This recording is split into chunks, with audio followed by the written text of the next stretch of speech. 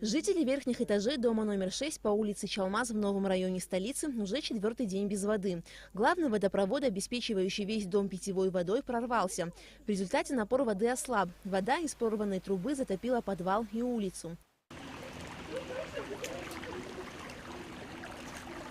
Проблема у нас, вот что видите, вот вода у нас, труба порвался, 4 дня вода все время идет. С этой стороны на улице, с этой стороны везде затопили. У меня 2-й этаж, мне не так трудно спуститься вниз и набрать воду. Вот здесь у нас есть дедушка, к нему хожу, но к одному пойду, к третьему тоже ко всем не смогу я ходить. Прошу помощи, чтобы помогли решить эту проблему. Помимо дома номер 6, порвавшаяся труба подтопила дворы близлежащих домов.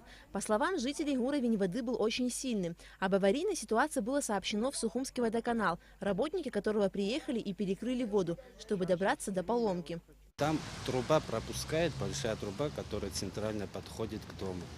И эту трубу перекрыть здесь невозможно, пока полностью воду не отключить. Воду отключили сегодня, и до вечера заварят и запустят воду. 8 лет назад в доме номер 6 по улице Чалмаз старый водопровод был заменен на новый полипропиленовый. По словам начальника водоканала Тенгиза Квициня, утечка произошла из-за устаревшей соединительной муфты. 3 дня назад водоканал заказал в Краснодаре новую муфту. Ее привезли только сегодня. Работники аварийной службы водоканала приступят к устранению поломки, как только отступит вода. Жители дома номер 6 по улице Чалмаз в течение дня будут обеспечены питьевой водой. Алика Трапш, Ильдар Дамиров, Абхазское телевидение.